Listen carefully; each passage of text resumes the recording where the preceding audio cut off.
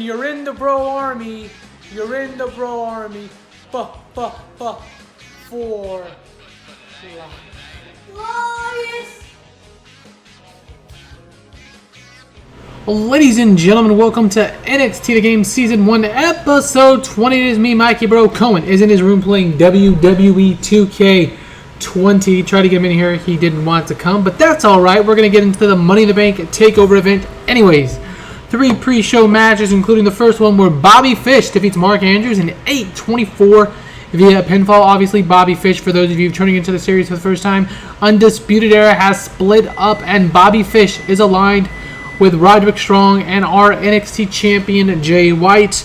Adam Cole was called up to WWE, so we went that route quicker than I anticipated.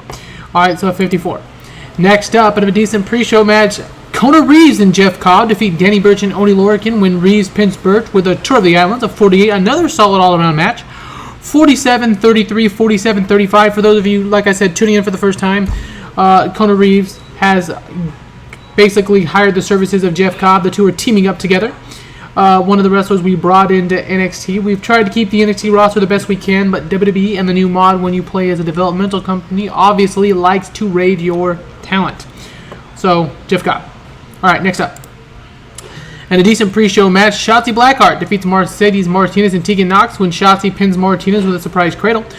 We had Shotzi turn and basically go face when the database started. She was heel, hadn't used her much, so this is the first chance we're going to go ahead and turn her face. We're just doing it, is what it is. No worries. Again, shocks sucks, but we had to get guys where we need them.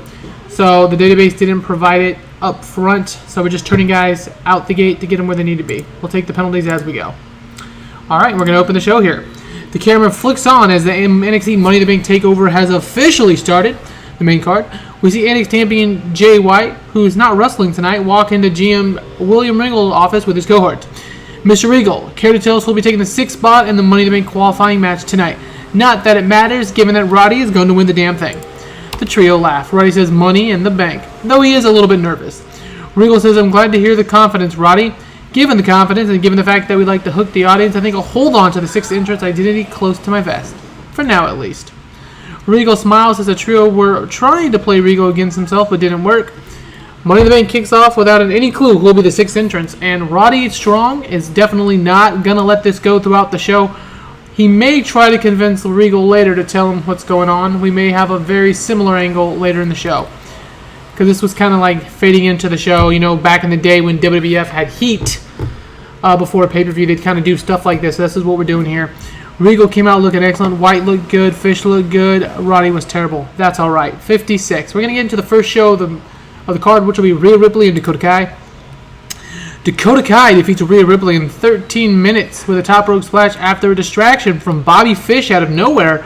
Dakota Kai wins the NXT Women's Championship. 46 for Rhea Ripley, 42 for Dakota Kai. Remember, Rhea Ripley just got the champion back from Charlotte, who when the save started was the champion. Dakota Kai is your NXT Women's Champion, 51. Alright, and in another championship match, we had the Grizzled Young Veterans defeating the Lucha House Party when Gibson pins Metalik with a frog splash. GYV makes defense number 1 of their tag team championships, a 63 overall here.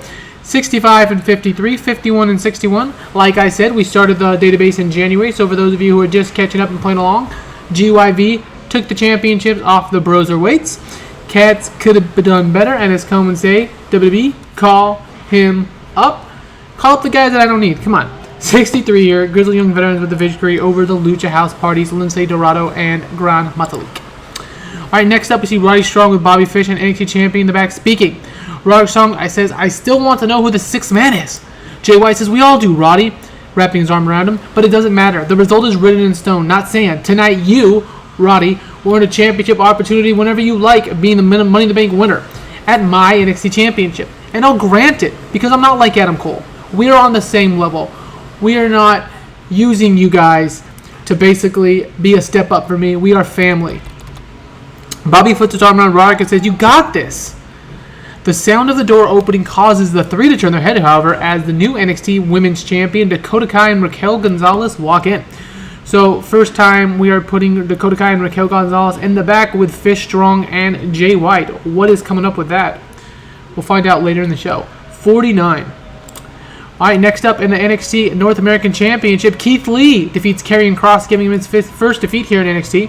When Kross pinned Keith Lee only for the previously unconscious referee to recover and reverse the decision because Karrion Kross had been disqualified.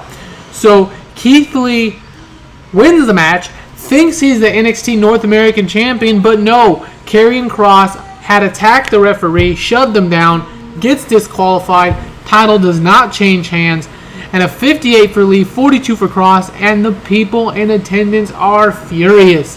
Keith Lee should be the NXT Champion after losing his championship to Kross just 2 months ago at TakeOver in your house during his Open United States or his North American Open Challenge, and Kross escapes thanks to Charlotte and him messing with the referee by the skin of his teeth. 56. This is definitely going to continue on though. Alright, and next up we finally have about that had superb wrestling and good heat where Tommaso Ciampa defeats Damian Priest with Project Ciampa. 64 here. Ciampa finally gets his revenge on Damian Priest after weeks and weeks of Damian Priest and Raven of the Flock just giving it to him. After the match, Ciampa stands in the ring staring at Raven. His revived temp at the Flock apparently stalled for now. Ciampa has defeated Damian Priest, but it's clearly not over. Tommaso Ciampa has won. So Ciampa didn't do great without a script. That's all right. Raven was great. We'll continue to use him in a 60 overall. We are really doing great here tonight here on NXT TakeOver Money in the Bank. All right, next up, Jay White picks up with Dakota Kai. The Scene picks up with Dakota Kai holding her NXT Women's Championship with Jay White holding his. White says, just a pair of global stars are we, both of which obviously coming from the Australia, New Zealand area. Dakota Kai says, to be clear, Jay, while we've known one another for nearly a decade, I didn't need your help. And White simply says, you didn't, Dakota. That's not what I was trying to talk about. What we're trying to do here, myself, Roddy, and Fish, is simply taking what's ours and turning NXT into what it should and can be. What it needs to be. We're simply taking our manifest destiny and putting it into the viewpoint, and we'd like to welcome you to take part, jump on the ship, and take a voyage with us, taking NXT to great new levels, great new heights, the both of you that is, including Raquel Gonzalez, obviously, Big Mama Cool. Kai and Gonzalez not. Manifest destiny it is in. The two embrace, that is White and Dakota Kai, and Manifest Destiny, Jay White, Roderick Strong, Bobby Fish, Dakota Kai, and Raquel Gonzalez has officially been formed. I am a big fan of stables with men and women in it, and this stable, aka Manifest Destiny, they have taken over NXT. They have the two main championships, the men and the women's. 52. All right, next up, in a superb match, Tessa Blanchard defeats Charlotte Flair via submission with a figure 4 leg lock. That's right, Tessa beats Charlotte with her own move. Charlotte, when the save started, was in NXT on loan, and she's gone. This was her last match, putting over Tessa Blanchard, who was just signed at the beginning of our save. 53 overall, and both will go their separate ways. There's not really much else to add to this one other than Tessa gets the push. All right, next up, at About That had a great wrestling match and decent reaction from the crowd. Jordan Devlin defeats Kalisto in 12 minutes with his moonsault, making defense number 7 of his NXT Cruiserweight Champion. He is the Irish Ace, of course. The bell sounds, making yet another NXT Championship title defense of his NXT Cruiserweight Championship, continuing to lift the prestige of the championship. Devlin looks at Kalisto, who is close but no cigar. Can anyone stop the Irish Ace, or what should be really considered as the Ace of NXT here? 54 overall. All right, next up, William Regal announces that in 2 months, the next TakeOver event will be called the Great American Bash. Not a big deal there. And as the group of competitors are in the ring for the NXT Money in the Bank match, the lights go out and come back on as KOR combat Kyle O'Reilly. Those of you who've been following along should be not surprised whatsoever that Kyle O'Reilly is our 6th and mystery entrant. And let's get to the Money in the Bank match. Should be no surprise now, as Kyle O'Reilly defeats Dominik Dijakovic, Cameron Grimes, Matt Riddle, Roderick Strong, and Velveteen Dream, as Kyle O'Reilly shoves Roderick Strong off the ladder at the end and wins the NXT Money in the Bank Championship. And Manifest Destiny, just formed, cannot be happy, as Kyle O'Reilly, the one who refused to turn on Adam Cole, thus turning babyface, is your NXT Money in the Bank champion. And with Jay White of Manifest Destiny, the guys Bobby Fish and Roderick Strong, who pushed him out with the championship, can't be happy here. Grimes was off his game. 36, 43, 57, 59, 57, 48 for Grimes, Dijakovic, Riley, Strong, Riddle, and Dream, respectively. And we're going to end with a 62 overall rating. Cannot complain. But until next time, it is me, Mikey Bro, wishing you a glorious rest of your day.